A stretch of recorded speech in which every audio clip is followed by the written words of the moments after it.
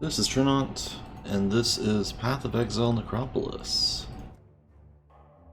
We're not playing these characters, we're playing Paper Cut Trin, and we are going to set our filter to regular. Last we left off, we cleared the Tier 2 maps. How fun. Had a little bit of trouble with damage, and that's okay. We'll figure that out. So I'm going to do two things here. One, I'm going to use the MTX that lets you shuffle music to random. Kind of a frivolous MTX when you can just play your own music, but if you're playing in-game music, I guess this is nice.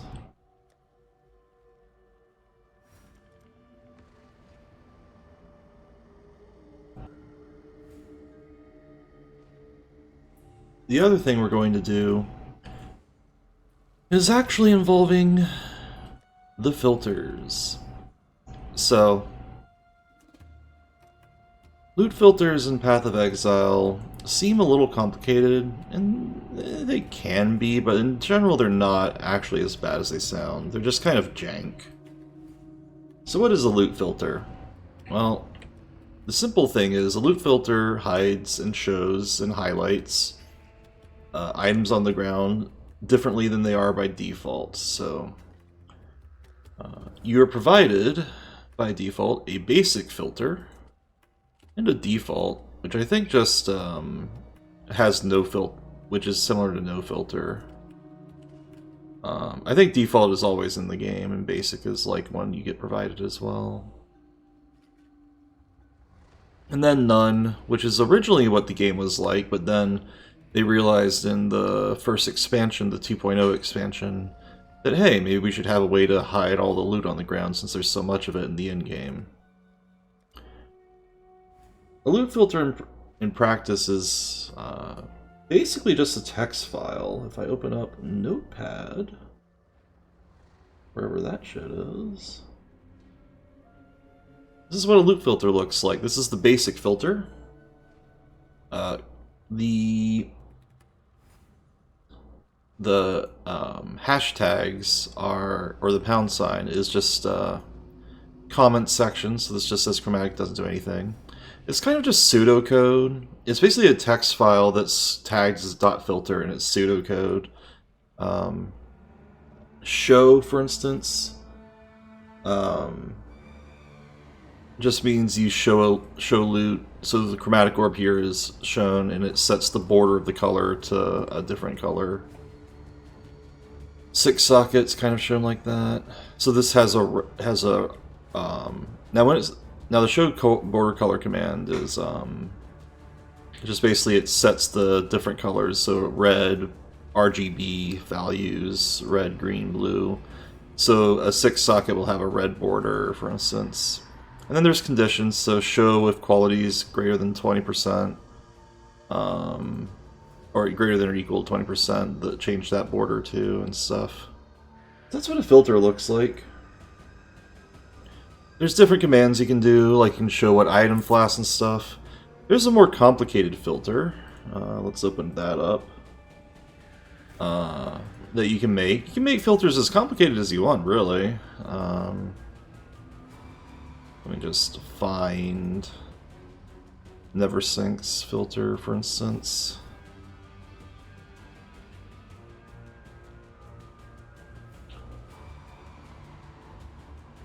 So, for instance, this one here is Never Sinks, and it has a whole table of contents. This one's actually generated by the game's website, or by Neversink's website, but you can see how it says show, and then the comment section, what it means. Has influence, so this shows like influence items, the rarity, set the font, set the text color, sets the border color, background color, play an alert sound, play an effect, show a mini-map icon. And you have a text block for every item type you want. You can make your own filters like this, but just by typing in text, that's a little bit, a bit of an effort though. The other thing you can do Let me just get this going. That we'll be doing. I'm not doing, but the other thing we can do, which is what I'm doing currently. Here we go. Is follow a loot filter. Never sync regular one. Softcore is the most commonly followed. You can click it. You can just click follow or unfollow if you already follow it. We currently follow it. And as long as you're signed into your Path of Exile account, it'll highlight when you log in a blue filter for you, and that's the online filter you're following. Isn't that nice? Oh yeah, let me just show that in game. So for instance, never sync regular softcore, that's because I follow it online. That's all I had to do. So one of the easiest ways to just get a filter is just to go to the website, follow the top one, and it'll appear in your item filter dropdown. And item filters are important because we do have too much loot dropping and we gotta parse it. Finally, and this is what we're doing today, we are going to use Filter Blade. Filter Blade is a website that the NeverSync filters from. You can just create your own filters with it, be they online or as a text file. We'll do semi-strict, so they have all the different strictness. We were using regular before. We're going to do semi-strict because that's more comparable to the type we want. The thing is, I don't like the default settings of semi-strict, so we're going to customize it. And this website is all handmade and has different drop-down tabs, and then you can just generate a filter once you finish your settings. So we're going to do exactly that. Let me see, is this zoomed out? Yeah, this is fine. So for vendor recipes, yeah, we'll just do chromatic orbs like that, that's fine. Gem cutter prisms, we want all of them. Coolers orbs, yep, that's fine. Glassware bubbles. We'll do mid quality as well for glassware bubble. This one just says 20. We'll do 14 or higher. The reason I do 14 is because that means if you just need 3, because 14 times 3 is over 40, whereas 13 times 3 is 39, so... And again, the glassware, the recipe is you need 40% quality aggregate, or total, to get a bubble. Grasping mail, yes, we'll do that. +1 skill gem recipes, don't care. Chancing bases, if you want to have a unique that can be chanced, namely like the Mage Blood or the Headhunter here, or Aegis Aurora or Squire, you can do that. We're not going to do that though, because chancing is tedious and very low chance. Currency, I think this filter hides Scrolls of Wisdom. No, let me see. Scrolls of... general currency. Alright, so that's showing, that's showing. I think we want all the currency to show right now. So that's the one difference between semi-strict and regular right now. Just making sure. General currency, and then stat currency in the end game. Yep, they're all showing. Supplies low tier. Yeah, that's fine. Portal scrolls are showing in stacks. Yeah, so all the stacks are showing. That's fine. So, and we can quick save this. So let's save this really quick.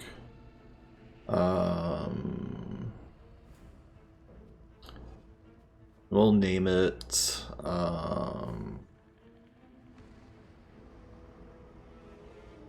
Tren playthrough and do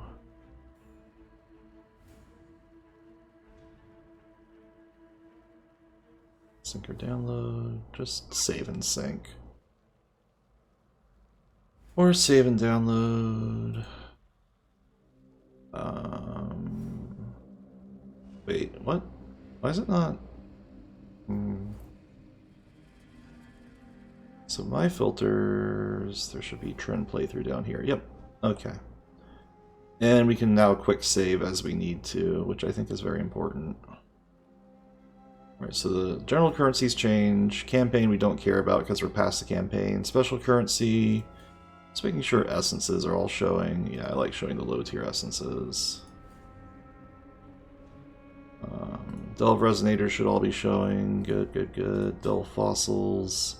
There's a thing that says rule removed. That's if the rule, if there's like no valid condition for it. So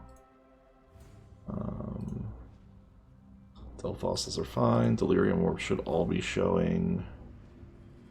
Light oils should all be showing. Just check our mark remaining oils just in case. Rogue markers should all be showing. High level incubator exceptions, that's fine. Incubators. See, if I tried to show this, it doesn't have any base type, so it doesn't work. That's what. So if you see rule removed, that's a reason why. Harbinger upgrades, that's fine. Incursion vials, that's fine. Generally, what I'm doing here is I'm not like thinking of each individual item, just thinking about what items I want to make sure I'm showing, and just double checking nothing else is hidden.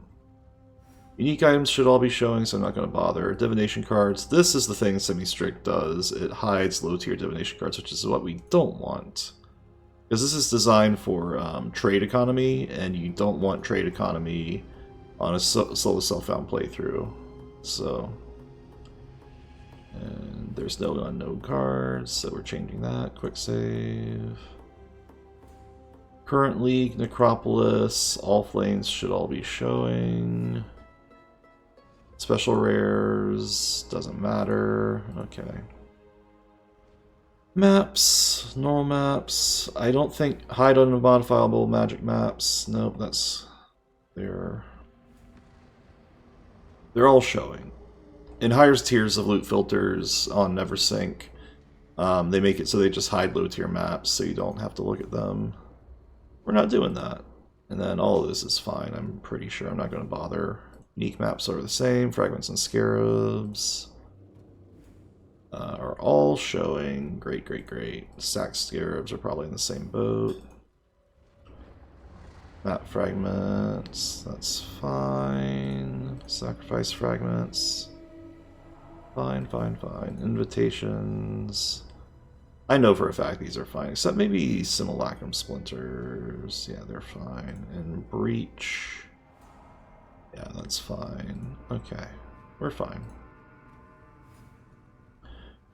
In-game. Now this is the part that I really need to adjust.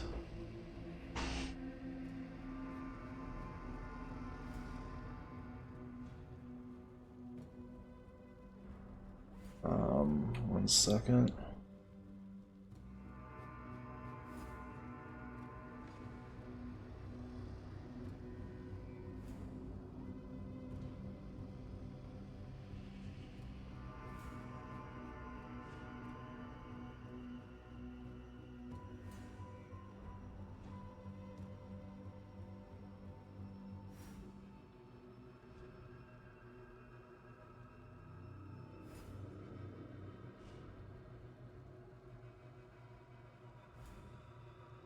Sorry about that. Alright, anyways.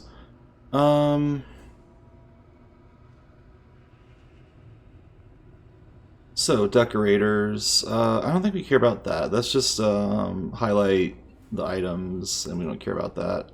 So, in-game rare tiering. This part of the filter matters, and it's a little complicated. Basically, Neversink's done a matrix of like what tiers are actually worth something. We're gonna increase the size of this a little bit.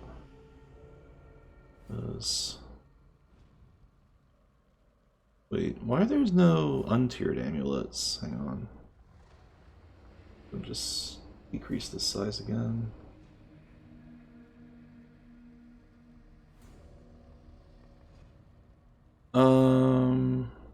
Amulets.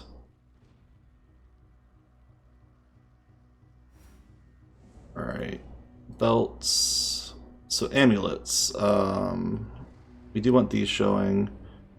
Now there should be a rule somewhere around here. Yeah, amulets. We're going to disable the tier 3s from showing. Tier 2s we will show. Sea glass, I like being tier 2 because, well, it's energy shield recharge. We don't need that. Don't need gold. Do want marble, amber, jade, lapis. Especially lapis. Then tier 1 can be lapis as well because we do want intelligence. And since we're actually let's just get rid of any strength and dex amulets and just make the intelligence there. Okay, so this is where you have to kind of go in the deep end, I guess. Belts. I like crystal belts. Vanguard belts actually matter for us. Heavy belts matter. I'll make our 6 tier 2. Other belts actually don't matter that much, so yeah, I like doing this. Okay.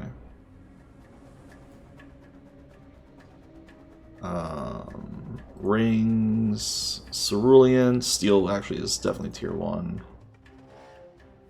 Iolite, an opal or not, vermilion absolutely. And 2 stone, yep, definitely. Okay. That's fine. Quick save, just because I'm paranoid. And we're disabling the tier 3 belts, disabling the tier 3 rings. Alright, now for weapons and armor. This is where things get very involved.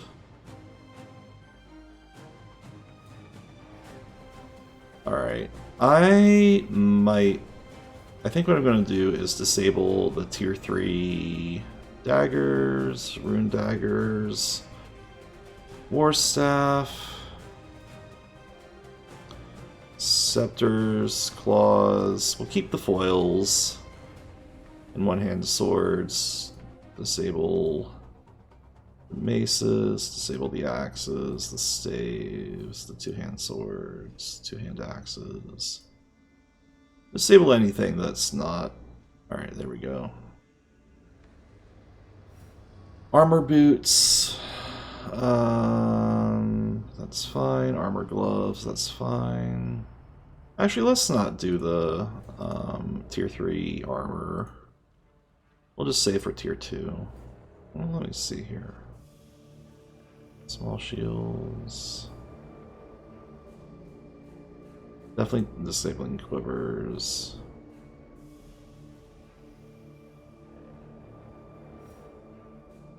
Wait, where's the regular shields? If there's not, like...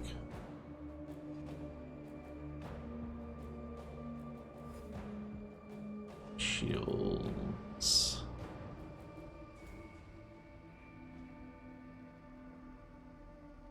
Oh, we're not going to use small shields likely. We're using different types of shields. Okay, there we go.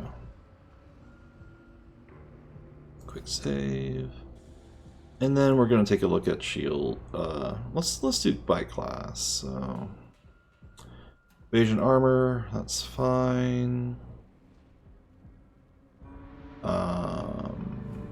Yeah, this is all fine.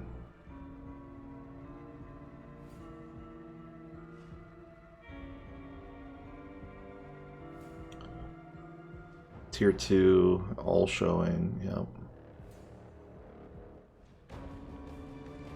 Even though this filter is more specific to this character, I don't mind doing that. Special rares and crafting. This matters to tier 2. Basically high item level stuff will show. And that's not going to matter until we get to late game anyways, so it's fine. Let me just make sure tier 1s actually make sense here. Tier 1s. Rings, yep, that's all fine. Fractured items, I think they're all shown.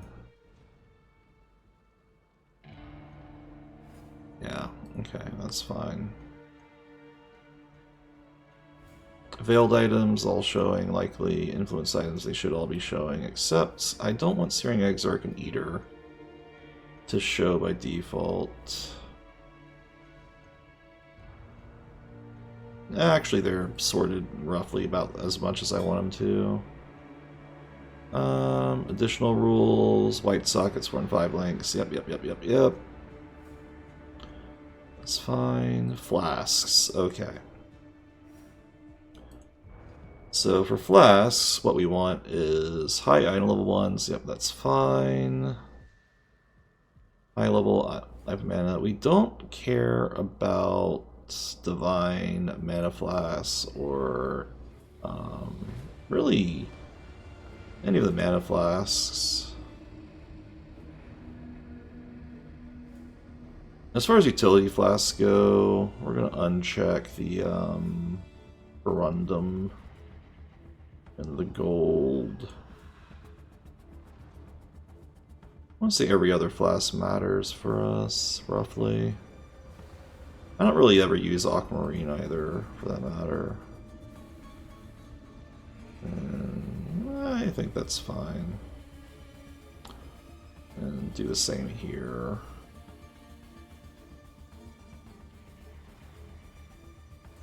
Final fast. Save. Other in-game utility flasks, same deal.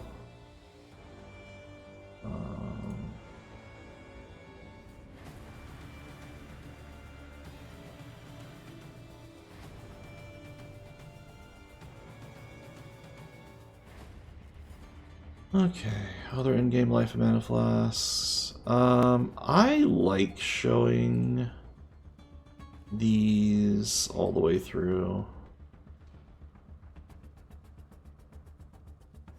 And as long as they're tiny font, that's fine. Jewels, we'll show jewels.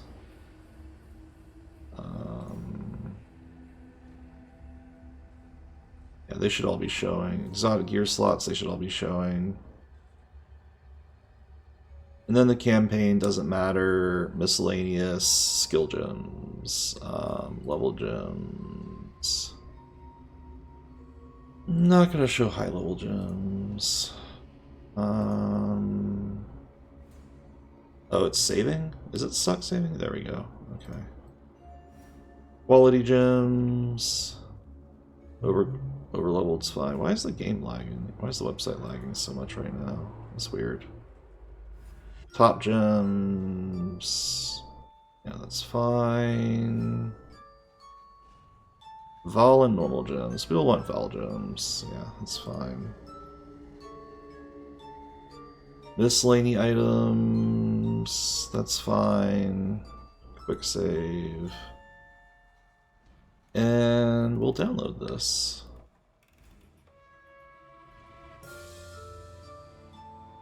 Save and download. And all you gotta do when you download a filter is take the filter folder or filter file, wherever it is. I have it in my download section. Go to your documents, my game / Path of Exile, and just put the filter in there. It should be going. Alright. So, with that in tow, we should have trend playthrough right and ready to go. Yeah. See? Filter loaded successfully. And we'll see how that goes. And if you ever have an item on your filter that item that you think dropped that isn't on your filter, you can just hold the well, I have it bound but to Z, but it's not Z by default. I think it's Alt by default. Highlight items and objects button.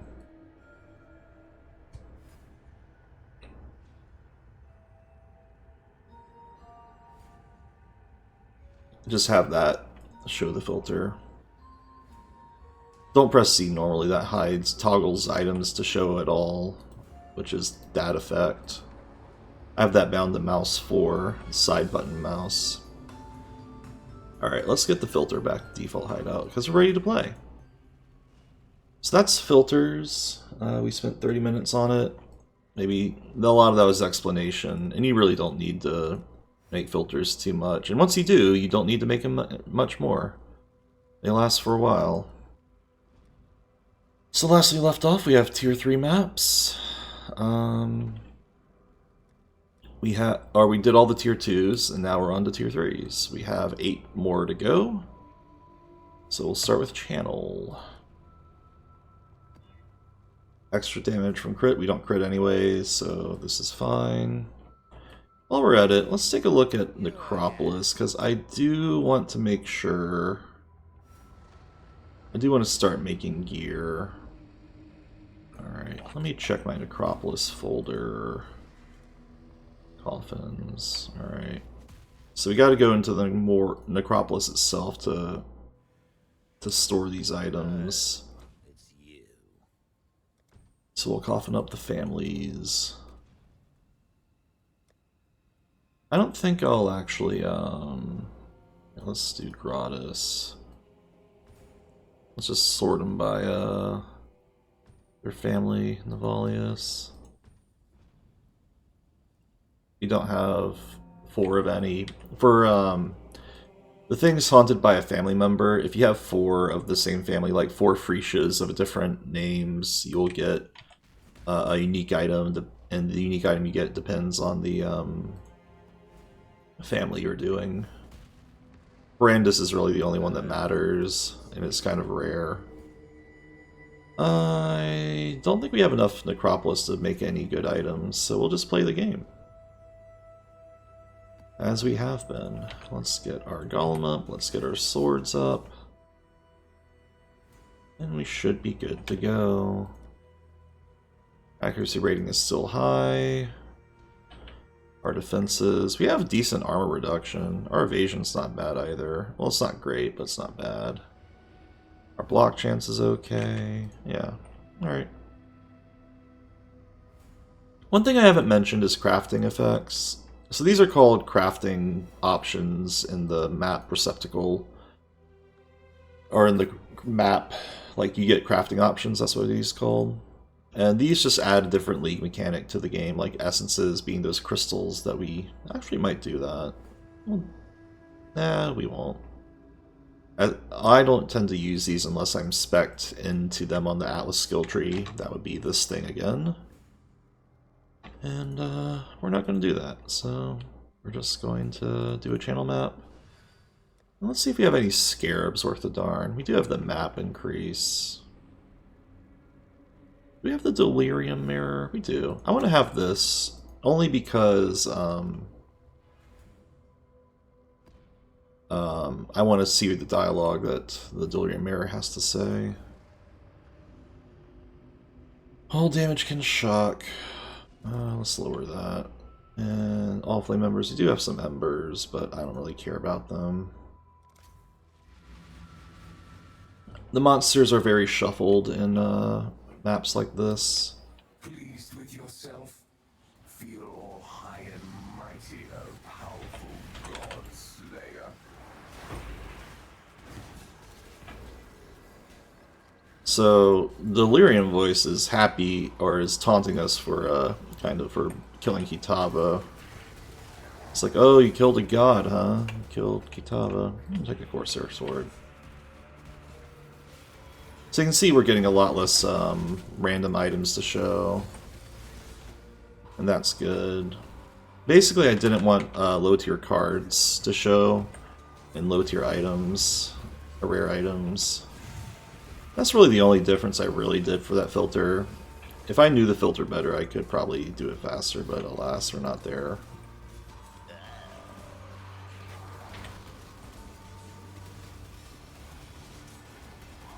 Oh, Voodoo Doll. That's probably one of the more annoying mods. Oh well.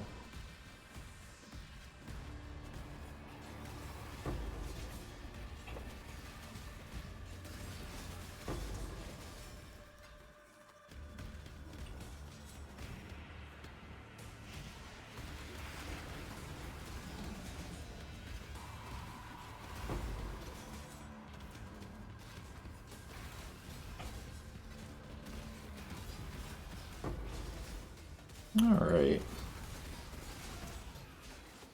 I'm not picking up the assassin boot. Oh, did I? I have my mana flask still showing. I should change that on the filter.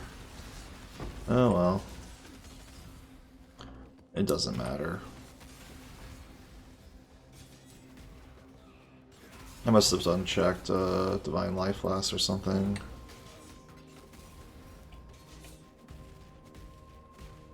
I'll have to double check that eventually.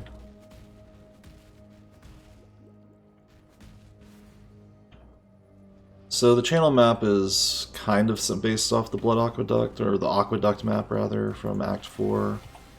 And it has the same boss. It has the crow, the giant bird.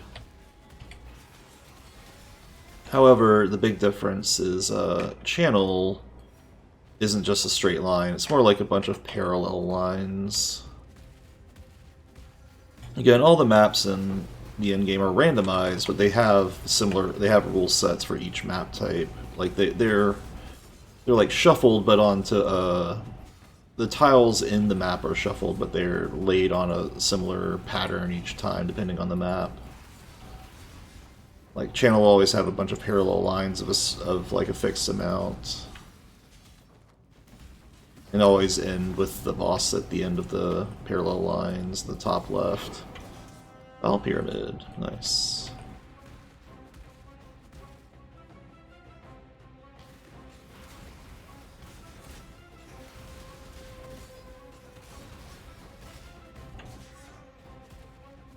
Okay. Our scraps, I'll take those.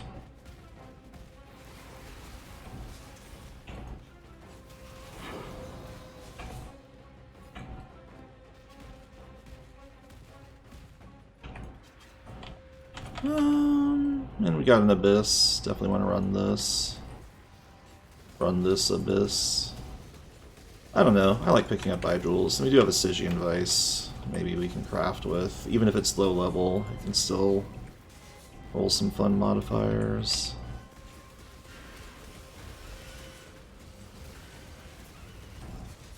Abyss monsters actually have an innate life leech ability. It's kind of annoying. I think we have the life cannot be leech mod though.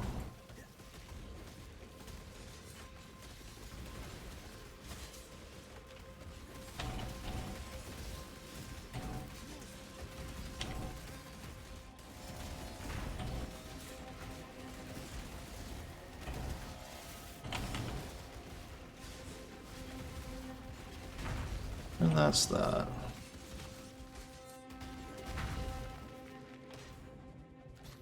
And we got our Murderous Eye Jewel.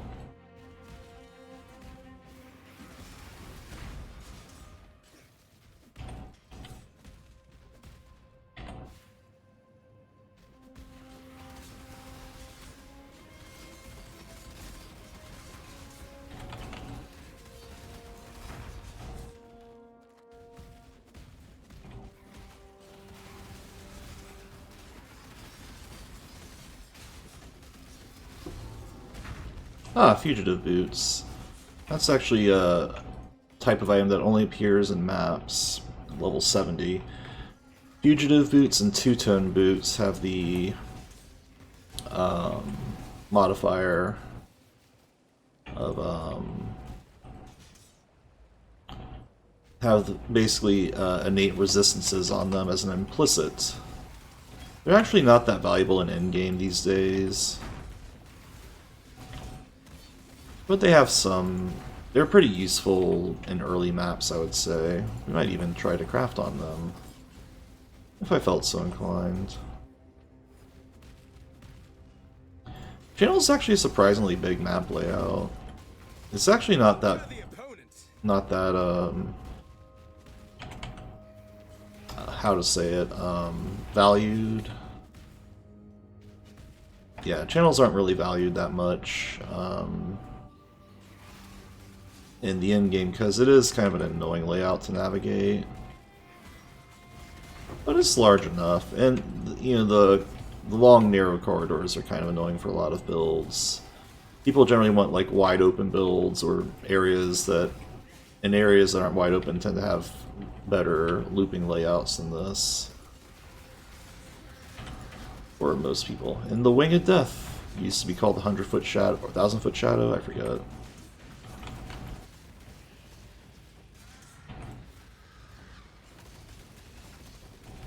It has one new attack where it breathes wind at you or flaps its wings at you, and that's about it. Jeweled foiled, dragon scale gauntlets, warp out.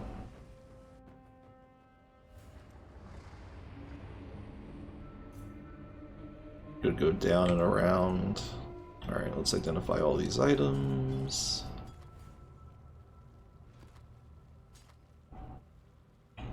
Oh ho ho. That's a lot of physical damage. And attack speed. And maybe I can craft on that. This jeweled foil, less so. Percent accuracy rating too. It might not be as good as this Eternal Sword's accuracy rating though. I guess we'll have to see.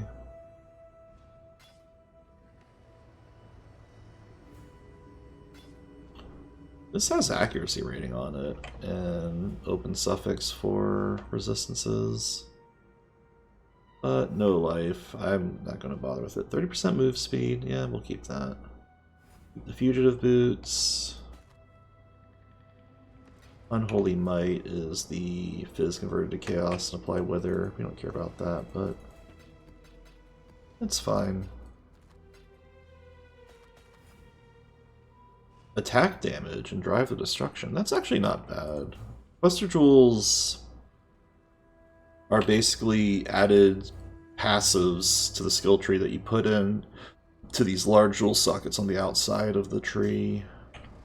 Very useful in the end game, more specifically.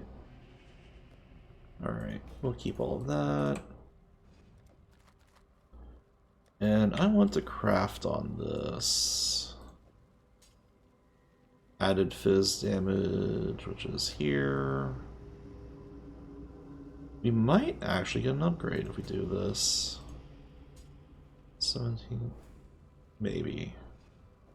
No, this attacks faster anyways and has more damage overall. Alas. 74. Yeah. Let's see. Well, oh, we didn't quality this actually. Let's do that real quick.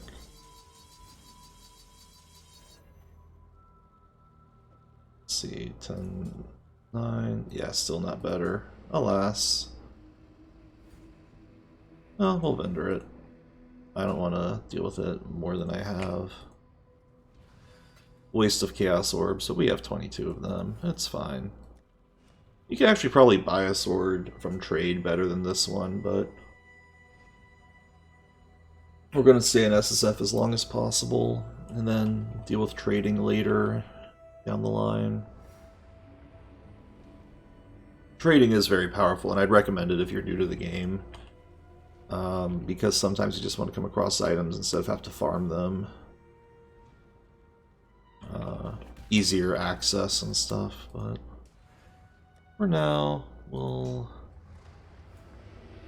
run these. Crystal Ore. Fizz's Lightning, Magic Monsters, Power Charge on hit. That Fizz's Lightning is scary, but I think we can handle this. We've been pretty tanky so far.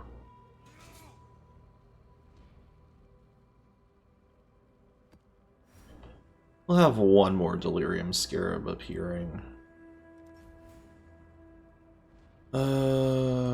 Main one hit's a little annoying. How many by Rogue Exile? That's fine. Crystal Ore is based off the Crystal Veins layout, if you remember that one from Act 4.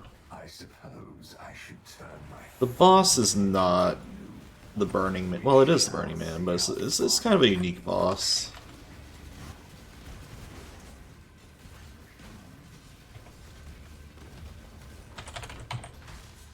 This Delirium's giving currency. That's actually kind of nice. Why are these red? Oh, they're corrupted. I forgot that's a new thing the devs have done.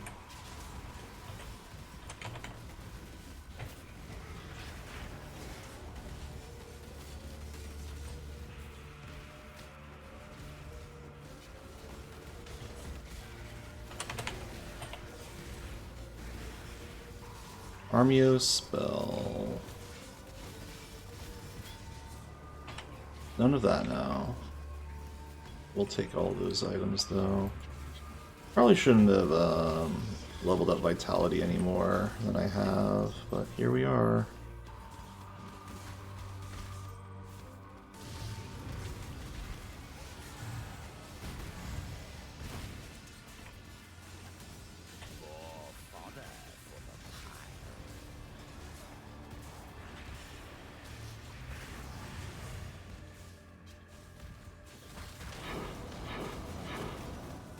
Three maps in a row, very nice. We got some simulacrum splinters, 300 of them create a map that we can go into, or a type of area we can put in the map device. Technically not a map, going by the rules of the game, but close enough. This enemy has Soul Eater. Soul Eater is terrifying.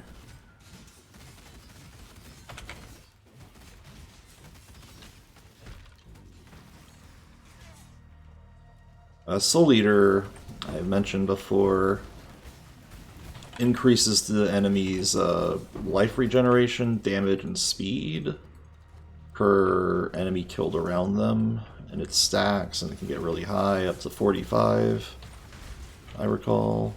It used to not even have a cap on that stack, but yeah, it's very dangerous.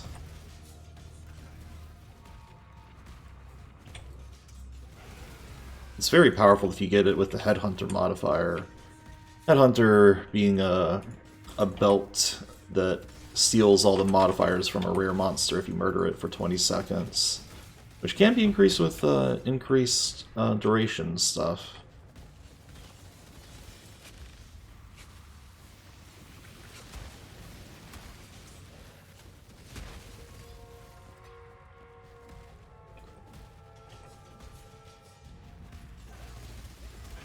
I don't remember the music for...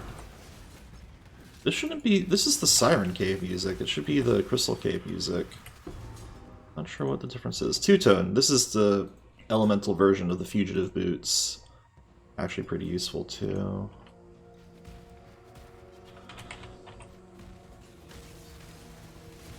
We might actually craft on some of those. I think the Fugitive Boots would be decent to craft on. I believe in traveling light.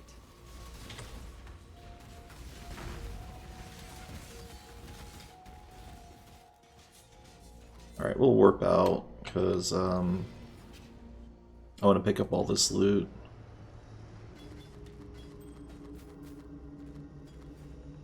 And let's drop all the items that we are keeping in here. And then vendor stuff that isn't important. Pointless, pointless. Could be craftable, vendor fodder, keep, bad.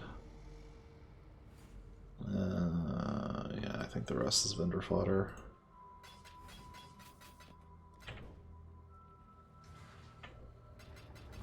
And we warp back in.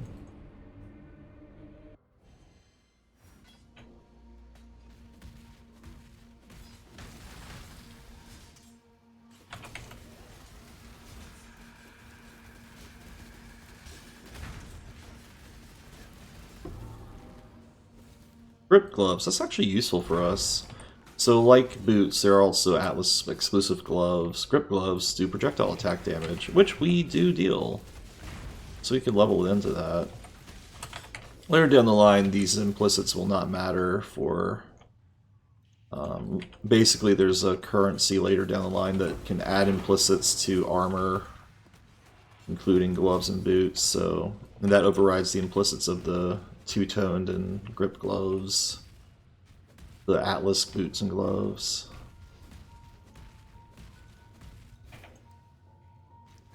I can't do this. So those implicits don't matter as much. They're good for early on when you don't have access to those currencies, which we don't right now.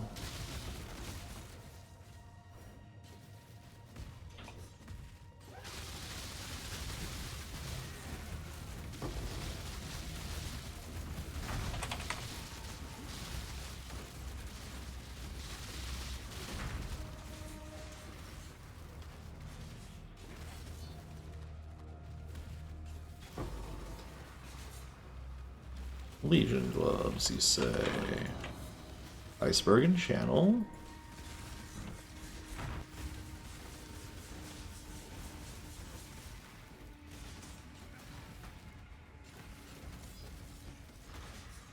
My spirit is spent. In the arena. Alright, the boss of Crystal Ore is actually 3 bosses that have a legacy modifier called Phylacteral Link, which used to appear on blue monster packs. Phylacteral Link is only one of these enemies can be damaged at a time, and it swaps between them. So you gotta hit the one that, so the other enemies won't take damage until the link moves. And there's the Burning Man, Messenger of the Hollows, who's regenerating of all things. Not sure how that happened. You gotta be careful when the Messenger of Hollow blows up though, because that one does a lot of, has an explosion that hurts a lot. So we're gonna happily stand out of that. Boundary map. Saber. That's the princess. Dragon Scale, Bell Gauntlets, that's all good and dandy. Fine and dandy even.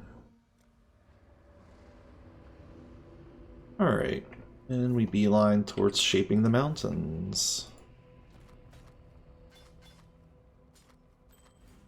That's actually a really good ring. Open prefix for life too. All elemental, cold res, no life though. But that might be worth keeping. No, keep for funsies, because it's unique. The rest is chromatic orb recipes and trash items. As you play the game, you get more used to appraising gear and seeing what you want to keep and not. Though sometimes having a good filter can help with that, so you don't have to pick up more trash and figure out what you want to keep and not. A lot of people don't even pick up rares in the endgame, any of them, because they can just trade for better ones. But if you're playing by yourself, you will have to look at rares on occasion. I don't know if this Amethyst ring's any good. Not really that craftable.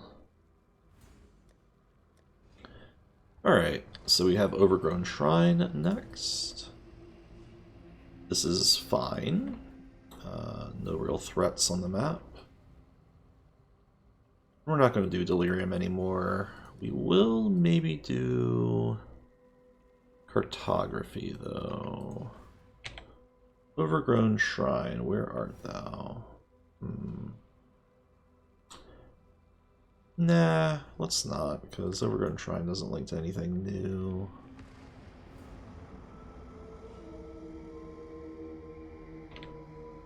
Yeah, let's save the Cartography Scarab for later when we have map starvation at a real sense. Oh, a lot of monsters here.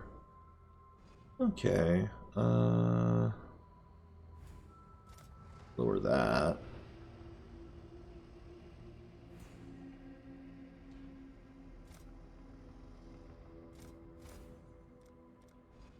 And Orbs of Unmaking are very good.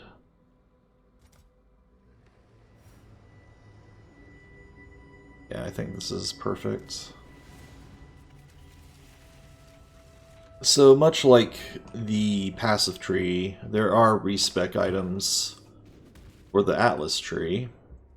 Passive tree uses Orbs of Regret and the quest rewards. The Atlas tree uses Orbs of Unmaking. So if you get... And Orbs of Unmaking are fairly rare. up until the end game, when you can force them to drop more commonly. Einhar's here.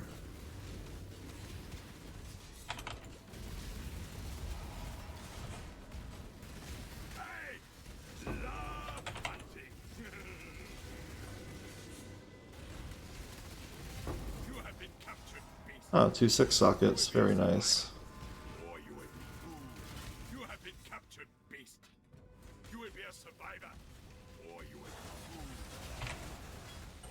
That was a lot of damage at once. It's like they're breathing chaos damage at me or something.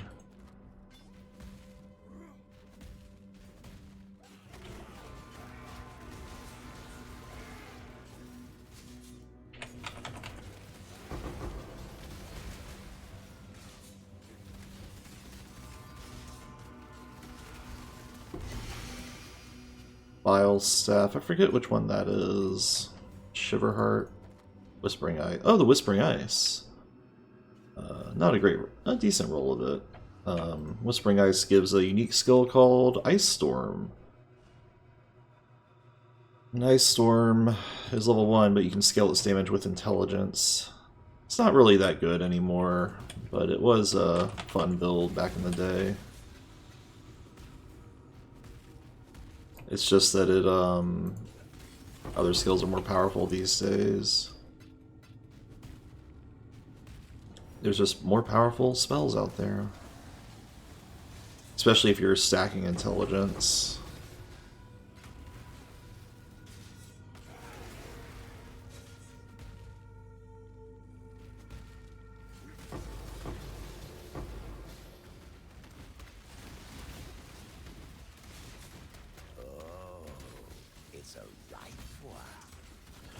Overgrown Shrine starts off as the Chamber of Sen's tile set, but since it's hosted by a Malagaro type boss, it turns into the gauntlet from the Rotting Core from Act 9, where Malagaro was, and with the Blade Storms included. How fun. Yeah, we got a Belfry. Tier 2 map.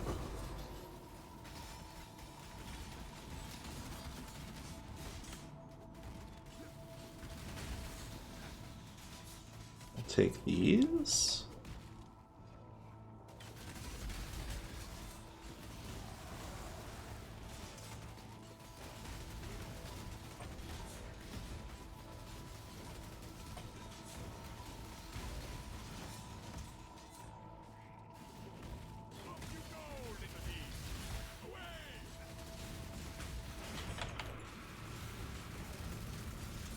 We got a red beast. This is going to take a while to fight.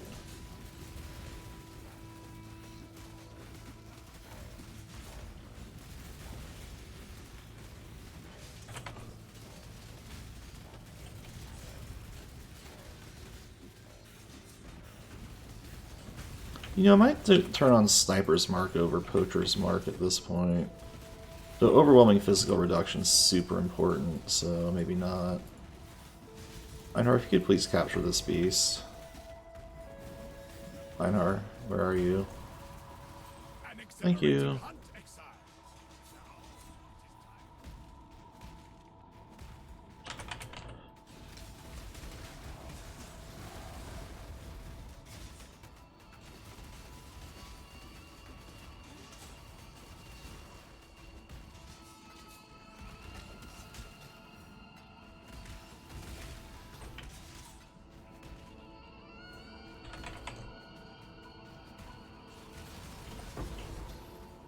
You got a lot of Chaos Orbs this map. 16, really? Damn. Oh, whoa. Hello, hello. We are on to the tier 3 maps now.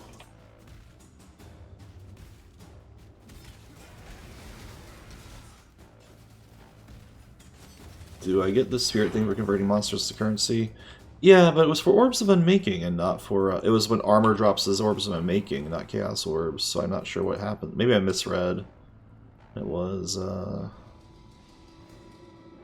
that, but whatever. Where's my attack damage? I took it here. More maximum physical attack damage.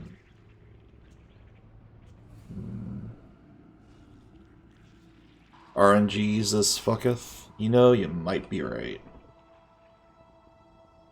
Let me see more projectile masteries here. We'll think about the level once I finish the map. And the boss is Malagaro the Mutilator. Not even changing their name.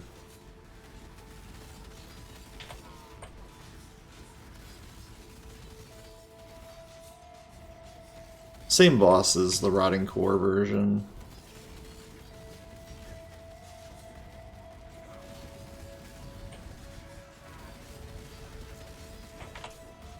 These enemies just never go away. The Malagaro, Chevron, and Doidre. They just always have to rear their ugly heads. And more Atlas passive points. Alright. We don't need that dragon scale. I'll just leave it. I don't want to portal back twice in a row. That's effort. Not good. Why did I pick? Oh, that's a chromatic orb recipe.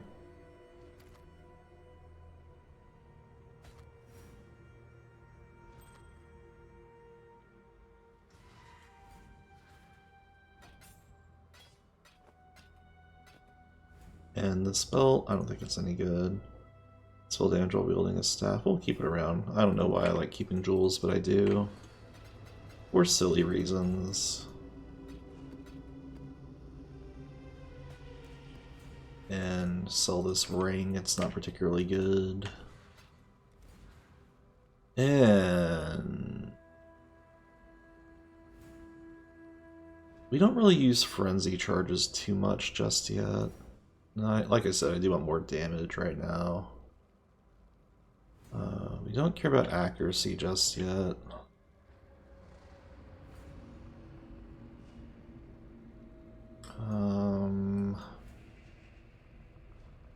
Honestly, Fury Bolts might be the way to go, weirdly enough. Or Swords. Or Shield Mastery and get Tetsudo. Or not Tetsudo, but Retaliation. Those don't really matter either. Let's see.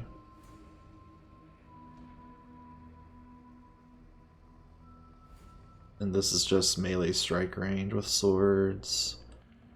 Let me see what sword masteries we can really get here. We'll eventually go with crit chance on swords, of course, but that's further down the line. Yeah, swords might eventually do critical strikes sooner than later. You know what? We could get Born to Fight. Why not? Physical damage. And some life to boot. Alright, new maps. Toxic Sewer, one of the more popular maps. I was talking about how closed areas, or like narrow corridor maps can be good, but they require layouts that are generally packed with enemies and have good looping patterns, and this is one of them. Though you do want Chaos Res for Toxic Sewer, because the boss likes to spew out poison clouds, or caustic clouds, I guess. Say that 10 times fast. All resistances, doesn't matter. Energy Shield, a little annoying, but this is fine.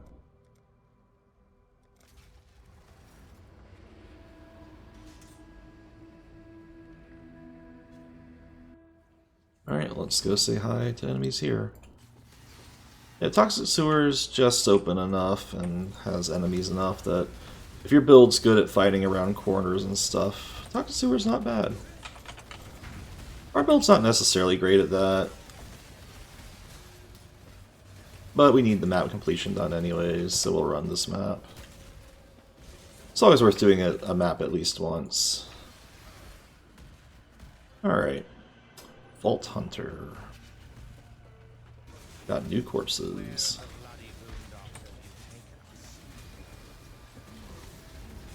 Aramore actually comments, seems to hint that he realizes that we're in maps at one point. Like, how did you find a corpse in all of this mist? Oh, I see, how strange.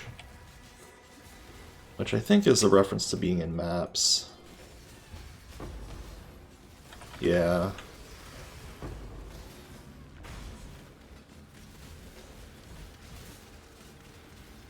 Lightning Mirage, watch out for that.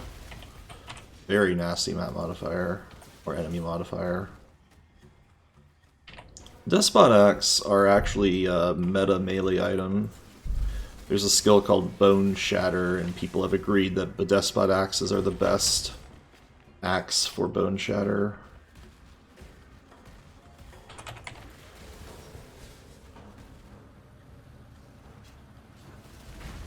I imagine you could use another in-game axe, but Despot's like a good balancing point.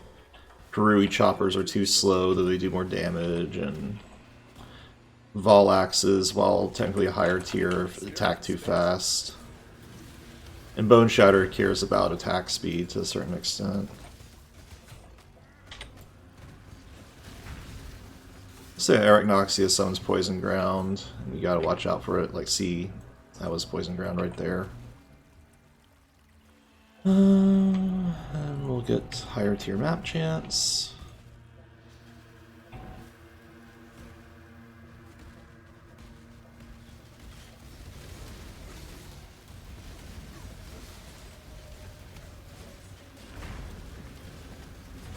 Energy shield enemies. Gross.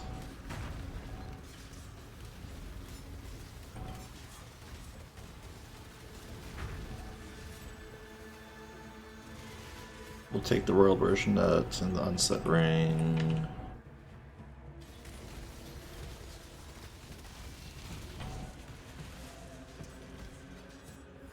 And more Orbs of Fusing. Lovely.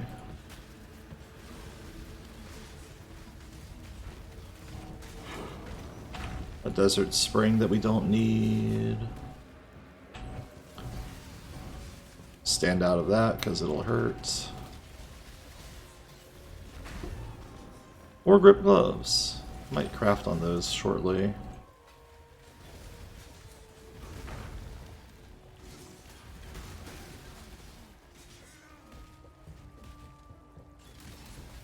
One thing about loot filters that I forgot to mention, but is funny to know, is that you can actually add custom sounds to them. So if you want to make like just people screaming really loudly as part of your loot filter, you can. Or have sensible noises too, but where's the fun in that?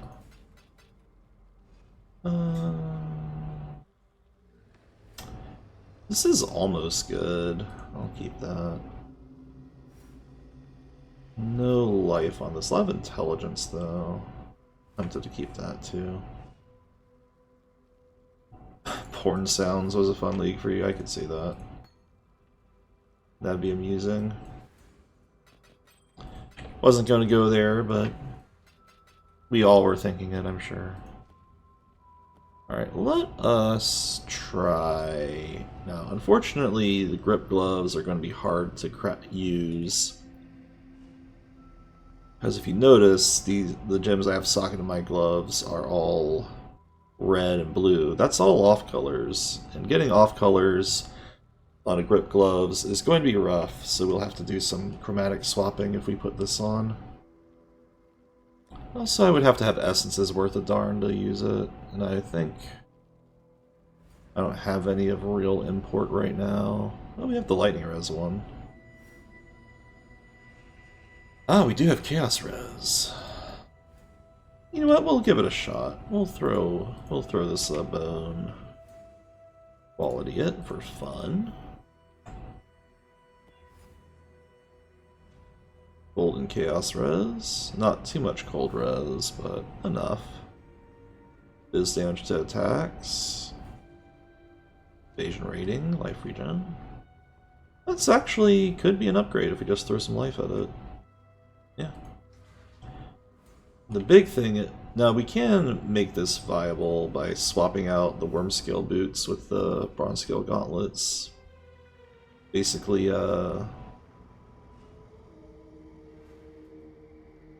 we're going to do is recolor this to be 3 red and a blue, and then make this 2 red and a blue and a green. There are ways to make this easier on ourselves, but we don't worry about that just yet. It requires a lot of Jeweler's Orbs, so we'll actually mess around with that recipe. Or alternatively... no, yeah. You can force Chromatic Orb recipes as well, but it takes a lot of Chromatic Orbs to do that, so... I don't even know if we have the full recipe for Chromatic Orbs yet. Let's find out. Yeah, we have the 3 red. Notice that 2 red and 1 blue is 100 Chromatic Orbs. We do not have that many, so we're gonna cheat. Yeah, let's do this. So we want 2 red and a blue. So first, we'll guarantee the 2 red, maybe. 2 red sockets for 25. Then, we're gonna do 3 sockets, because the rolls for chromatics only, for some reason, they only roll, there's a higher chance of rolling an off socket by itself rather than not, so we'll just blow through our Jeweler's Orbs doing this. There we go. And ta-da! We did it. And 3 red and a blue should be pretty doable for Chromatic Orbs. So let's see, we want automation. No, we want, let me see, all this linked, so easy enough. Then for you,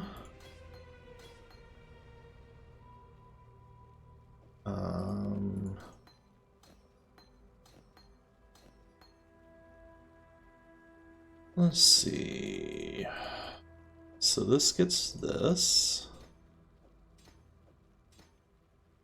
Oh yeah, we should craft life on this ring, on this pair of gloves. 64 life, perfect. And our cold res is 82, not great, but manageable. As far as these boots go, we want 3 red and a blue. And we'll guarantee that force the blue socket. I think that's faster. 3 red and a blue.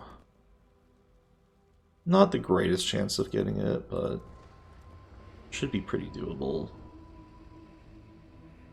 Worst case, I just get rid of Ancestral Protector and have 2 red. We don't need that. Alright, let me see. Pastime. Herald of Purity is instant, so we don't... oh wait, does this... have no reservation, so it won't affect... it'll only affect Steelskin and not our auras. Perfect. And our defenses are back up. We might do Lightning and Cold on the belt, as opposed to... actually, we could do Lightning and Cold on the, or just do Cold Res on the Dragon Scale. Oh wait, no, Lightning and Cold instead. Yeah. Alright, let's recolor this. Since we can't fit Cold or Lightning, we can do Lightning and Cold and cheat. I'm all for cheating. Oh, whoops. I need to increase my Lightning and Cold here. I messed up. That's okay.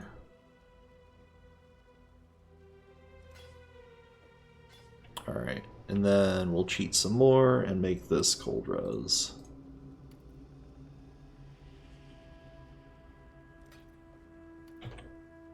And ta-da, our resistances are relatively balanced.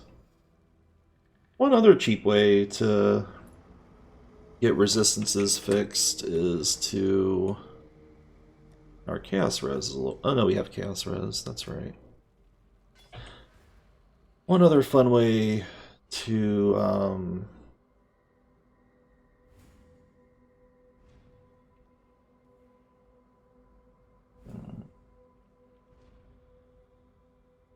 Apologies for the humming and hawing there.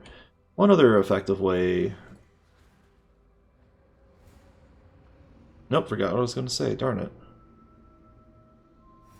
I guess you could Harvest Craft to swap resistances, but...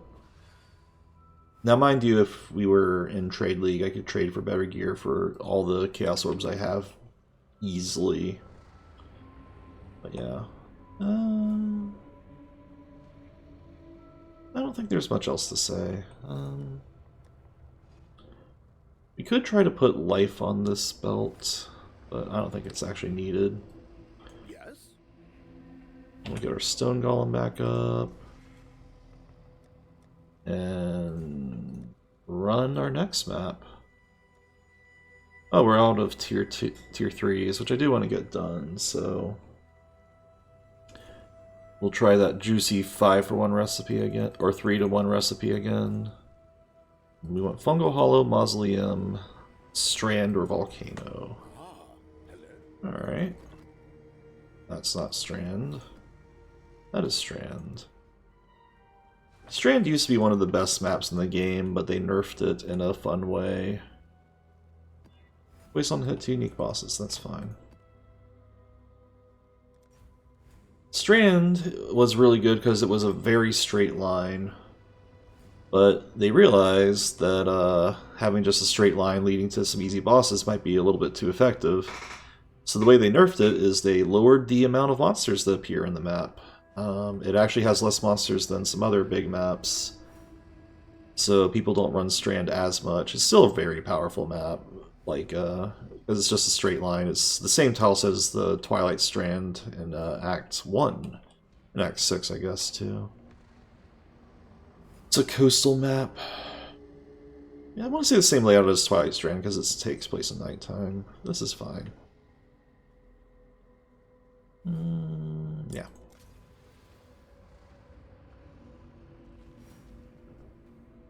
Alright, let's go into Strand.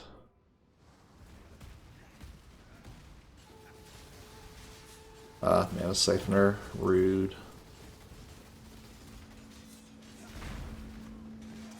Imperial Buckler.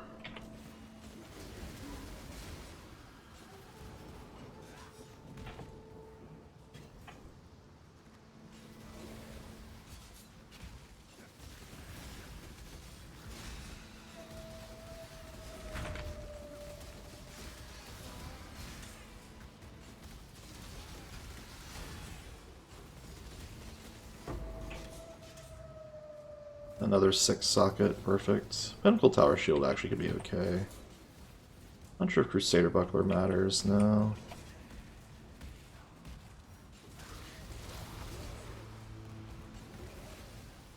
The unfortunate thing about the zombies here is they drop tar on death. And tar is very hard to mitigate being slowed on. So you just sit there and walk slow and take a little tiny bit of chaos damage. How rude.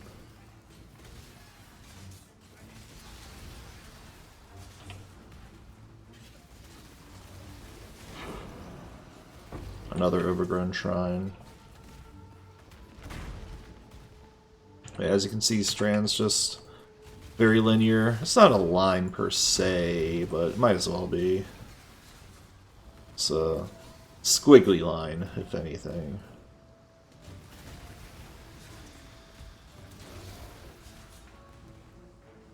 Also, I'm pretty sure the music's bugged, because this is not the music that should be playing in Strand. This is absolutely random.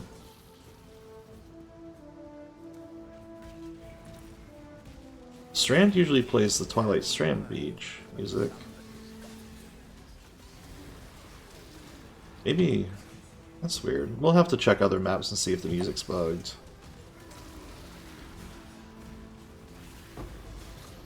Maybe I need to restart my game or something. Actually, no, I think this map does play this track.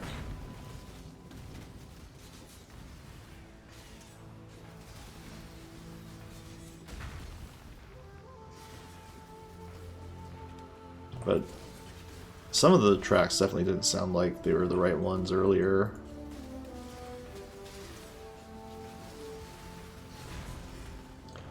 Oh yeah, got rock spitters, which I think could do vulnerability on their hit.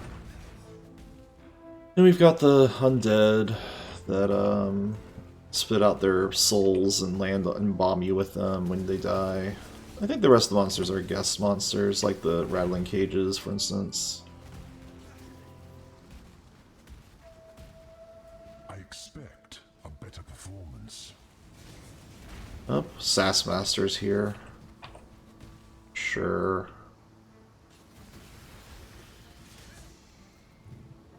Alright, protect the altar. We'll do Razor Dance. Shards abound.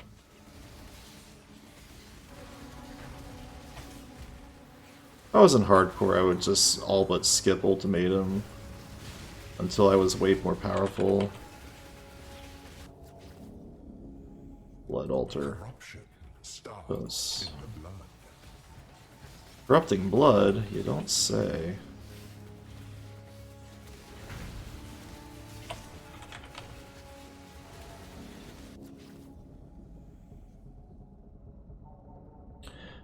Ah, yes. The context for that porn sounds bit was from, you can make loot filters in this game have custom sounds, so... It's not much better in context, I suppose.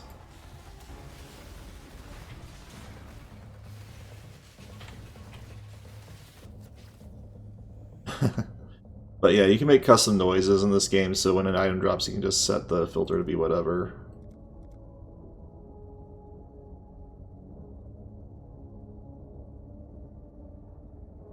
Blood. I mean, why not? I mean, there's reasons why not, but why not?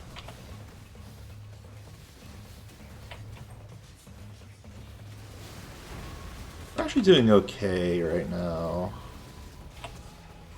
One unique thing Ultimatum can do is, one other way to lose Ultimatum other than just dying is Ruin. Some enemies apply Ruin on hit. We could keep going. I kind of like the idea of keep going. Avoid the miasma. Upon 7 Ruin, you just fail the Ultimatum encounter. It's not a guaranteed mod, though. It's just something that can roll. Which is why Ultimatum's the ultimate don't get hit event. Just run around and do enough damage to kill monsters, but ultimately be tanky and dodgy enough.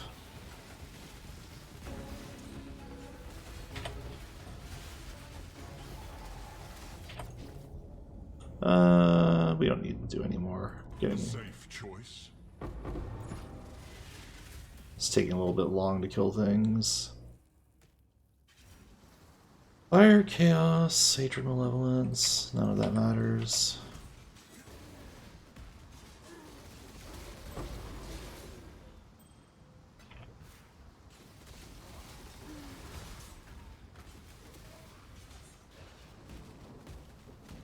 And finally, the arena. The boss here is two Rogue Exile looking guys. One is a Kraton clone and the other is My spirit is spent. Caliph Headstaver from the intro from the forest. So one does Heavy Strike, one does Blade Flurry.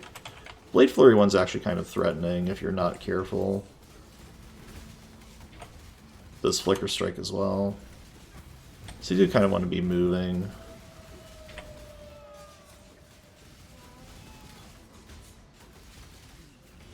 And there we go.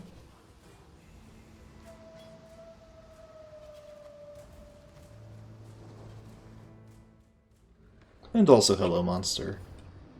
We're just doing the playthrough for Necropolis and talking about the game and giving info. It's good times. A lot of life on this. Open suffix for resistances. This might be better than this Fencer Helm. Wipe your feet on the way out. Debating if I want to put this on. You just craft Fire and Lightning on this and basically get more armor. I'll think about it.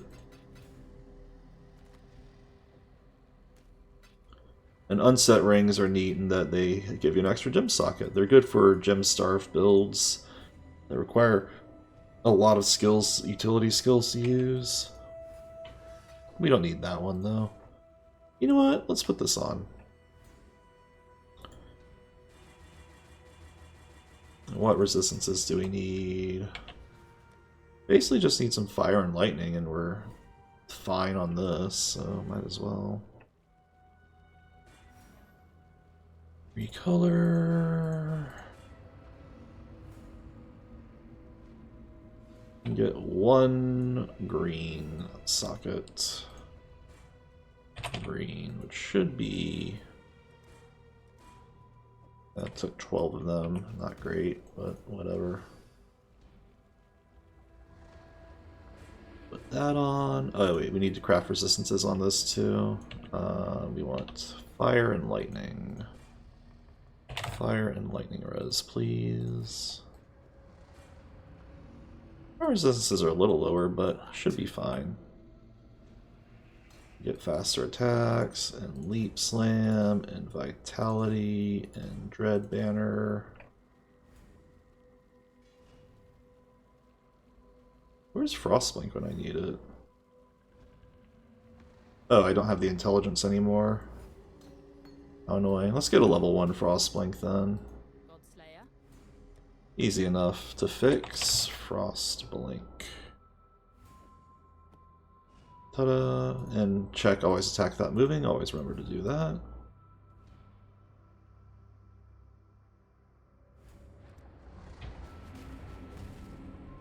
And if we get a higher level get more intelligence later, we can do Frostblink as needed. Okay.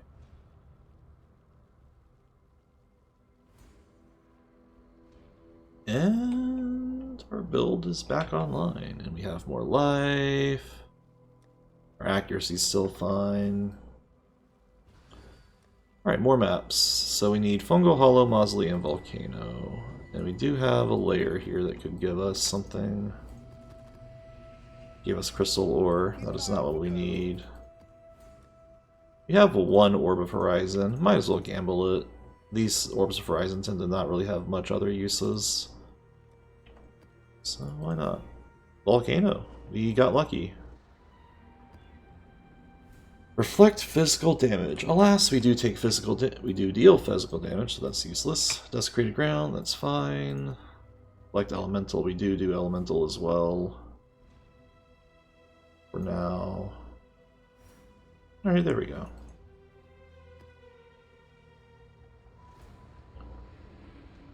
I'm debating if I want Maim, actually. I think Maim is fine. Brutality might be better, though.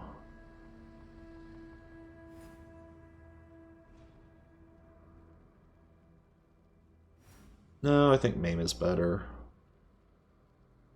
Okay, anyways. Suppress damage, all resistances, extra life, this is fine.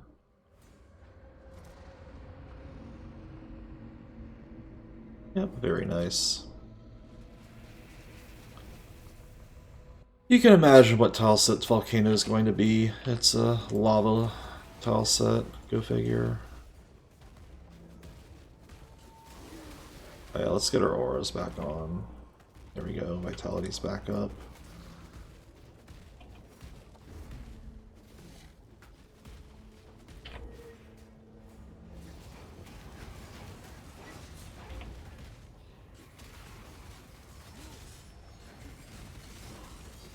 I do love the stink of victory.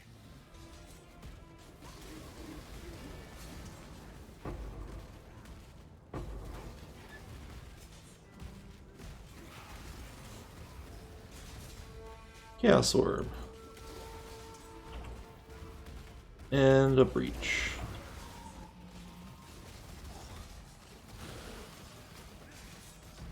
We already mentioned breaches. I think this is a Esh breach given by the lightning, and indeed, we have some lightning friends. Esh is actually one of the more dangerous breaches because of that lightning damage. It has high variability and can really sting, so you gotta be careful with it.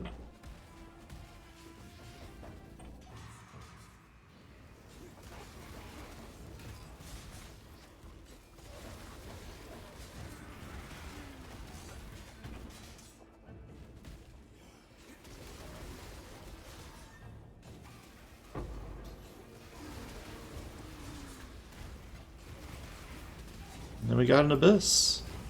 Abysses are pretty common too.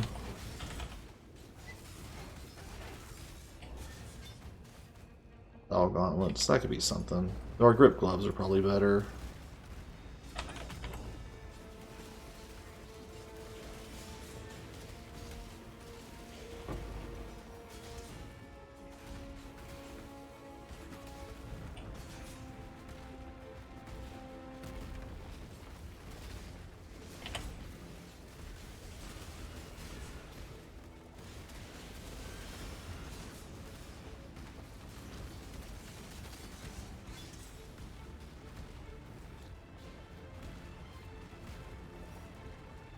Can you end? For some reason Abysses sometimes bug out, or not bug out, but just go on way too long. Really don't get it.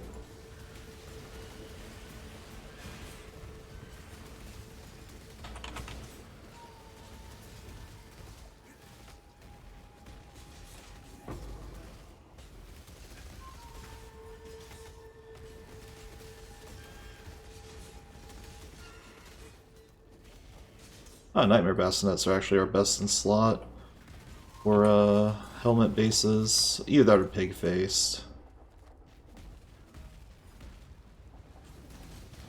So we'll definitely be wanting to put that on.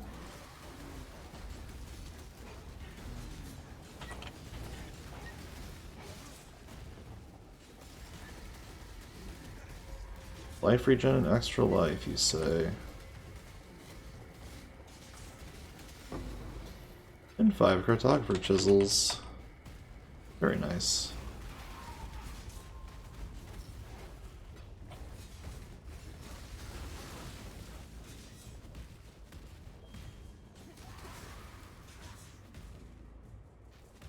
Alright.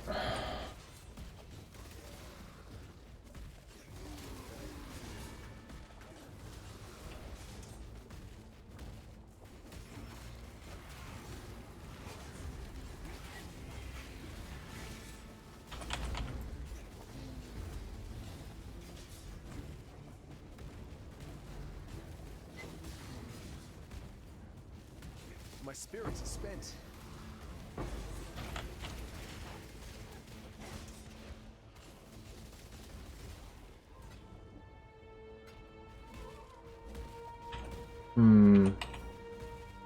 Volcano, I always have trouble figuring out. It's kind of a bigger area and kind of has some soft dead ends, so it's kind of annoying to wander around in.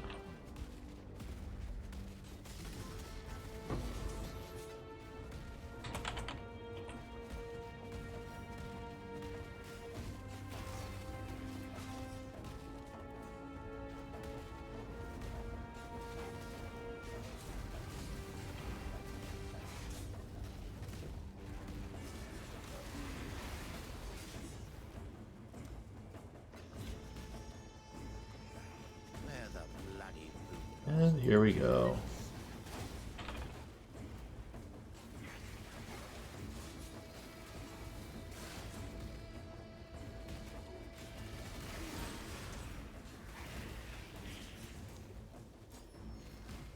Navigation of level Tross Blink. Oh no, I didn't. Okay, we're fine.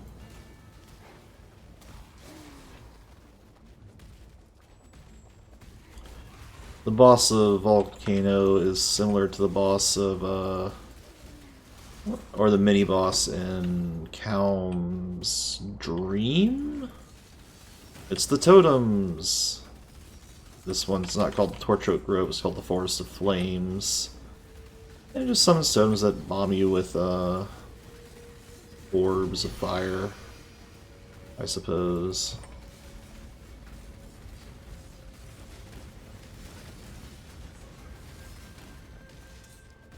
Pretty straightforward. That's Volcano done. Then we got Shaping the Mountains. Maps drop a tier higher. Also a welcome thing. Plus all minion gems. Not really great. A lot of lightning arrows on this, but... And Tititius' Span. Projectile deflection item, I suppose. Not really that good. I've never seen it used. I'm sure somebody figured out a way to utilize it, but I haven't. We'll leave these be.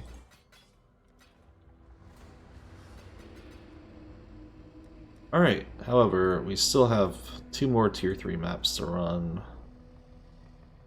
Not sure. The easiest way to get them might be from Kirak.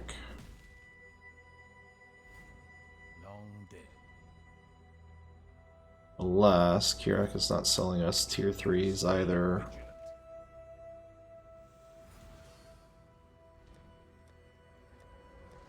I do want to get those done before I continue to tier 4. So this is where Kirak missions come into play. Mausoleum was one, and Fungal Hollow was one, if I recall. Mausoleum and Fungal Hollow. So we have our options here.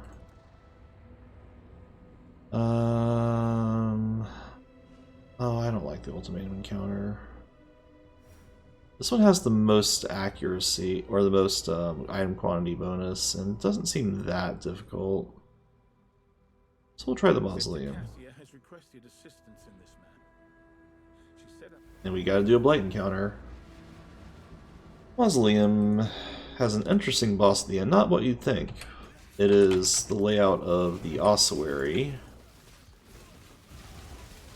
or the Bone Pit version, if I recall. My spirit is spent.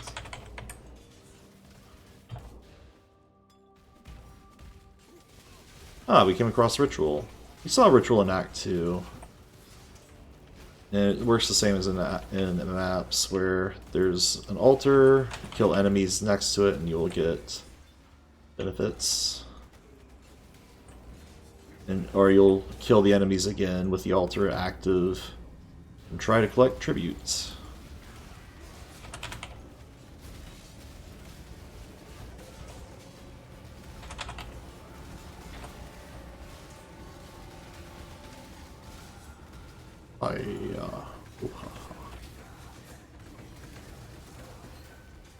And the ritual monsters from prior areas spawn in for the later rituals. So, nifty little event. And we got a breach to appear as well. This one's Toll, I can tell because of the cold aura monsters on them. Oh, Toll himself, or herself, has appeared as well. The Creeping Avalanche. You never want to stand in front of Toll. Toll has a powerful AoE effect.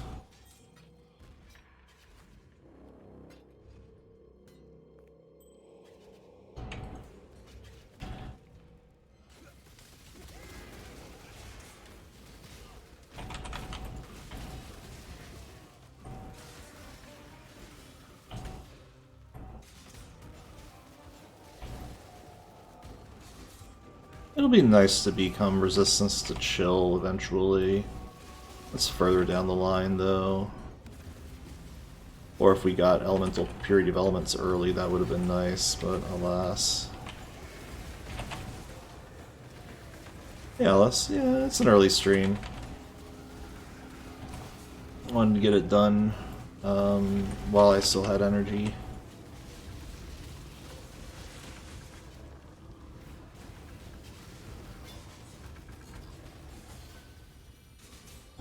Got a few items.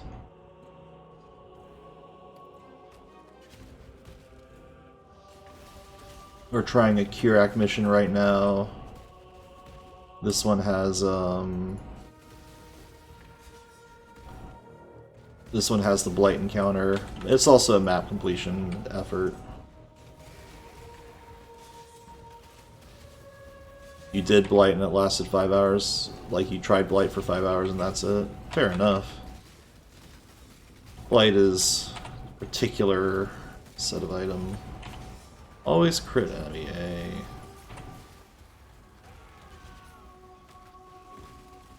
Not great of an enemy to fight.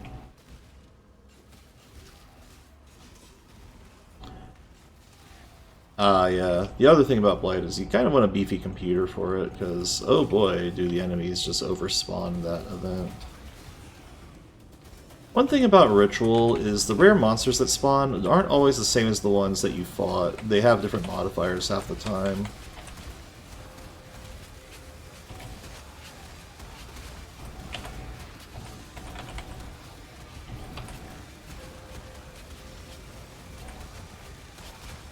Not a fan of this corpse exploder.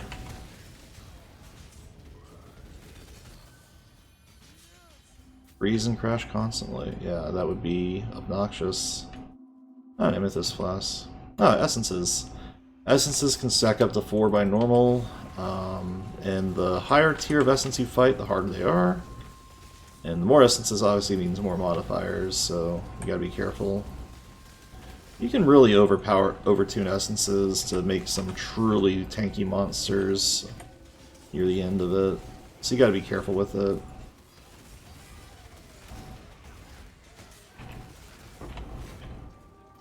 I was a little greedy near the end of that. Yeah, Blight without towers takes longer, and also means more monsters on screen, theoretically, which is just slower gameplay. My spirit is spent.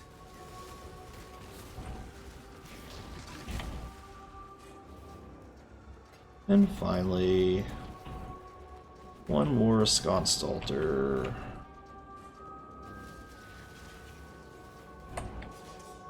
This should be a little spicy.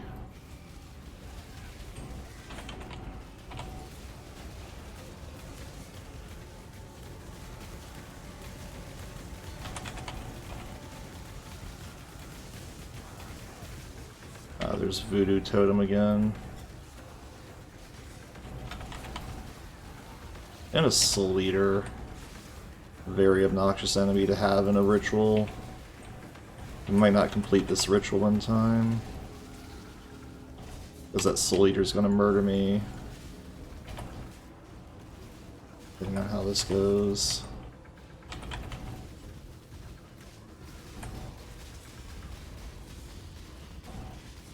Always crits too is not fun. Wait, how did you take that much damage all of a sudden? What the hell? Oh yeah, Soul Eater falls off after a while, that's right. They changed it. Or does it fall off? I don't know why that enemy died all of a sudden so quickly. Towers cause more lag because they don't kill on one hit. I see. Yeah, that would cause more lag, wouldn't it? We're gonna drop off items. Just put these up. And appraise these.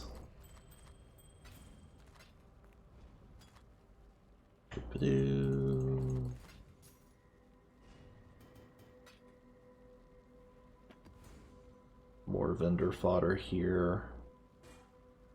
Not useful, not useful. Alright. Back into the fray. And we press the ritual button, and we get to see, oh, a 5-link. But it's a Crimson Raiment, doesn't matter. Primordial Pool, well, it is a new map, and it seems doable. Orb of Horizon can be good for us right now. Maw of Mischiefs isn't really that important for us. Lose the soul every 0.5 second when was not gained recently. No gaining. Okay, yeah, that was patched recently. It used to have permanent effect, and that was annoying. Orbs of Chance let us buy maps, so that's fine. Photography Chisels. And I'm not seeing anything else that matters here. So we'll just buy crap, I guess.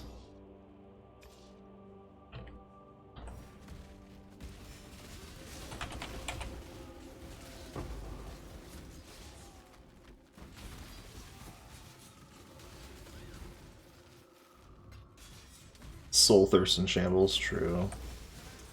The unique belt that gives Soul Eater, but Soul Eater got nerfed for players and monsters, so... How will we ever cope?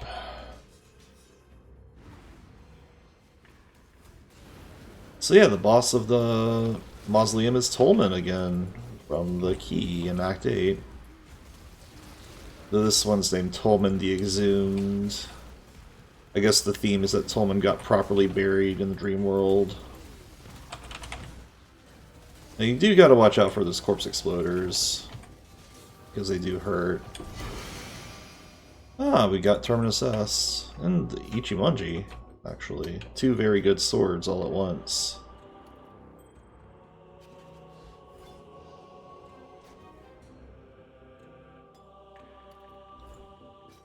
Ichimonji is a,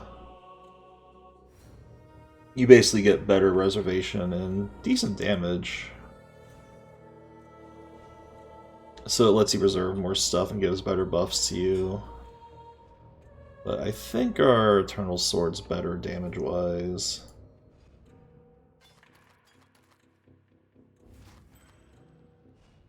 And we still have more than 50 monsters remaining, so we can't leave the map alone. So we're going to go this way to Shaping the Skies. True. Soulthirst gave more Soul Eater stacks than Headhunter did, so it's more of a buff to Headhunter, like it needed it. I mean, I guess Headhunter's not the best belt in the game anymore, but it's still second best belt in the game.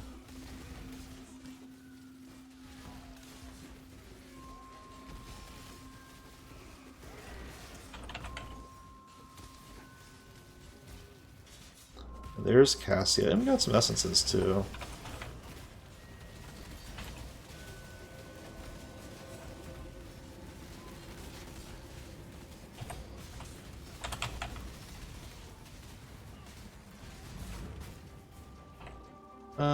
Might pick up the Pinnacle Tower Shield if I can. I don't think I can fit it. No, I can. I absolutely can. Let's put Ichimonji here.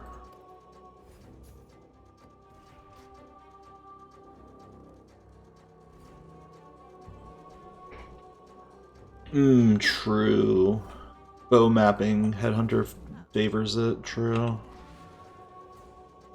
Headhunter still is one of the better belts in the game. Here's Cassia. Let's do what Kirak said. It doesn't matter if you actually pass or fail the Kirak mission, it's just nice if you do. There's no actual penalty for it, which is kind of amusing.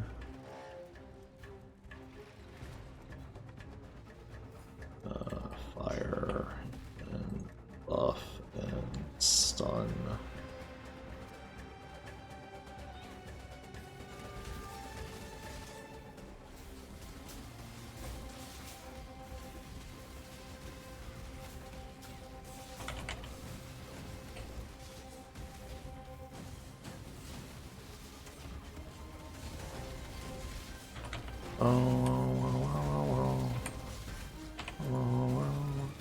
Buff our Fireball Tower again. Lights are very dangerous.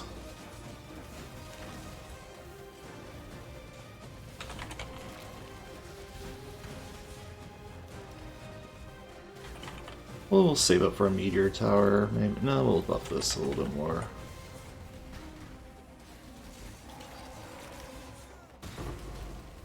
I'll have to feel like me when you put Invisible MTX on Steel Skin. And you can't put an Invisible MTX on Steel Skin, true. If you're playing a Steel skill, prepare to always have those swords on the back of you. Oh wait, no, you're talking about, not Steel, Call of Steel, Steel Skin, yeah, the fact that, you can't make that little defensive aura that keeps puffing around go away. True. Here, let's drop the shield for a temporary amount. Constantly yellow and ugly. You could be blue and ugly instead, if you want. Via Stygian Steel Skin, the MTX for that. Alright, so now we're going to do the service of going back to town, dropping off loot. That's a lot of life. Some elemental res, an open suffix, and intelligent. This is actually worth keeping.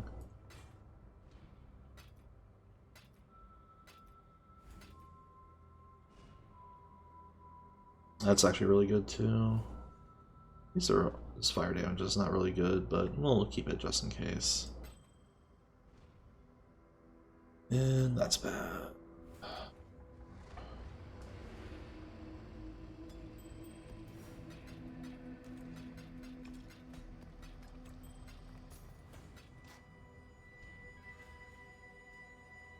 The blue steel skin, yeah.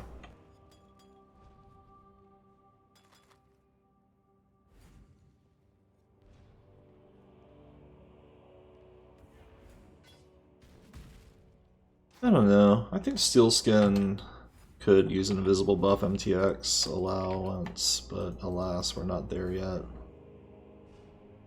No, we're done with this map too. Perfect. You can just leave.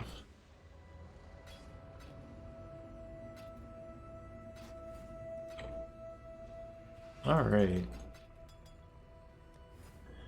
And now we have one more map to find, and that's Fungal Hollow. Let's see if Kirak is vendoring it. How's the trail? I see no Fungal Hollow.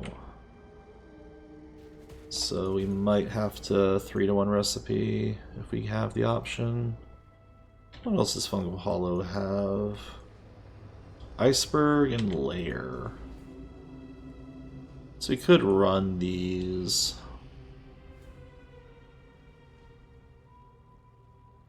A fun gal. Ha ha ha.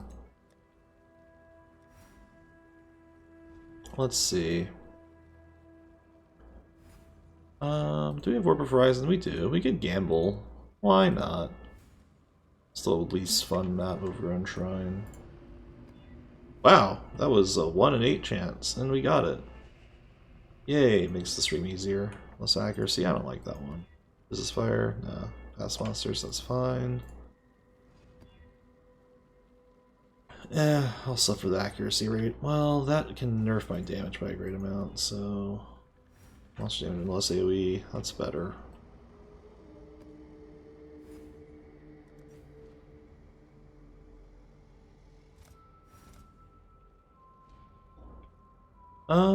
This is fine.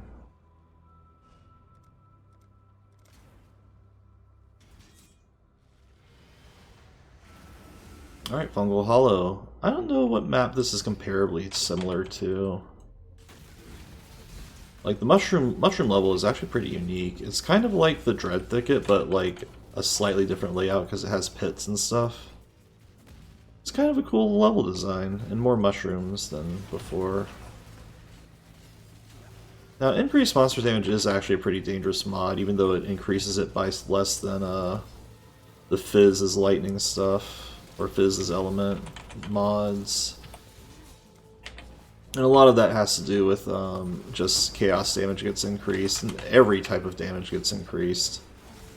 So in net gain, it's actually usually more damage than not.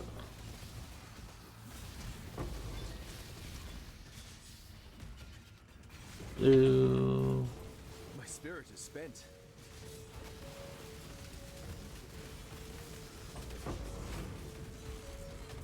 Oh, Voodoo Doll. Who's doing the Voodoo Doll? Is it you? It's you. The Delves Zone looks like this. There is the Sulfur Vents, but it's not 1-for-1. Sulfur Vents is more yellow instead of green, but you're not wrong. The thing about Fungal Hollow 2 is it has pits that Sulfur Vents doesn't have. So it's kind of a unique layout.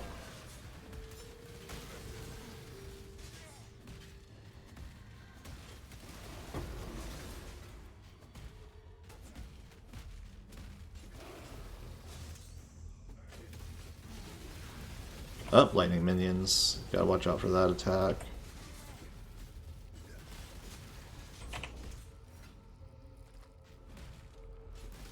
Fungal Caverns? Yeah, Fungal Caverns more purple, though. Sorry, you're right. Fungal Caverns. I'm gonna not peruse that area. Oh, we got a canyon. Nice.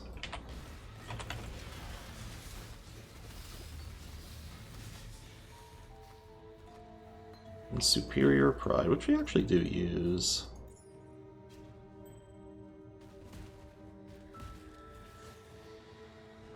I'll just let those Tormented Spirits relax. They're harder to kill with my character.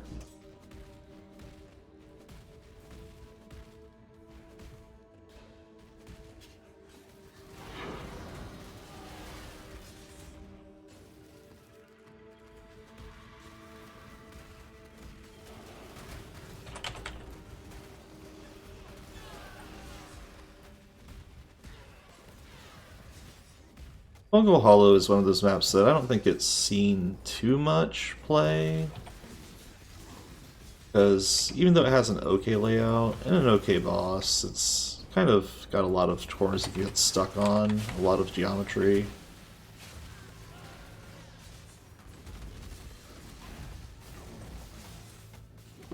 So it's not great in that regard.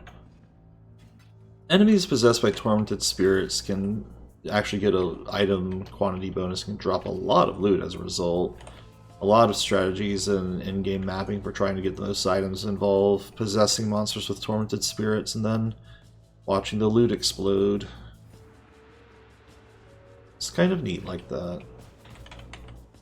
Also got some fractured items, which are very useful for crafting if we get a good fracture mod.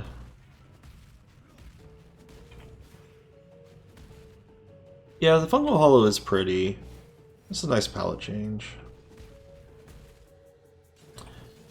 And that's also true. Tormented Spirits do make monsters much harder, so if you're, unless your character is super powerful, you are risking a chance of instant death.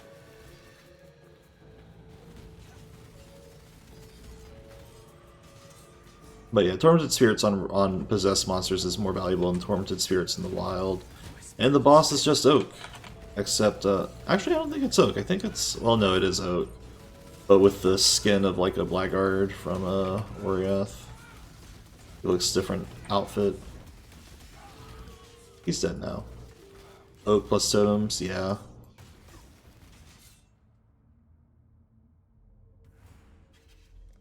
Alright, and grab that.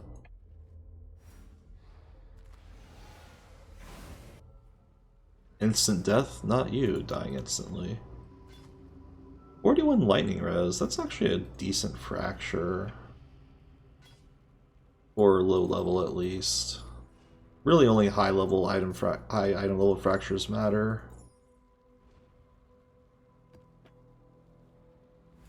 So really low level fracture for a trade at least. Now that being said, if you got percent move speed on these greaves, that would be, as a fracture, that would be great. I don't know if I explained fracture, but long story short, that yellowed out, or that slightly golden stat, the stun and block recovery, can't be re-rolled. It will always be on the space, and if you use a Chaos Orb, it'll stay there and stuff, or other crafting methods. Fractures have limits on what can be crafted on them, but generally it's a good way to guarantee a mod to appear. There's all sorts of shenanigans with fracturing items that is kind of beyond me in some regards. But usually fractures are the start of a crafting process. You find a base that is fractured and has a high enough item level to roll good mods on it. And I don't think any of these are good, so we're vendoring all of them.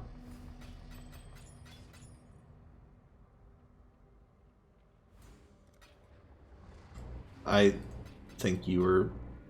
yeah, Beyond doesn't drop fractures. I think you, if I said I was being silly, or not, I wasn't being silly, I was just... I think you're being silly, because I didn't say Beyond drops fractures. How silly. But what's beyond you? Well, yeah, that's... See, beyond me, that means that it doesn't drop fractures. Beyond actually drops me! We haven't explained Beyond yet. We haven't gotten to that mechanic. And I'll talk about it when we get there. As it stands... I'm a tainted human, you know it. So all the tier 3s are done. We have some tier 4s lined up, so we'll probably work on those next time.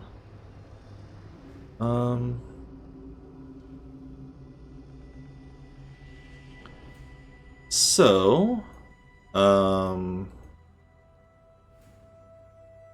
for now, this VOD session will be over, and we'll talk about, we'll go over tier 4s and maybe some other stuff next time.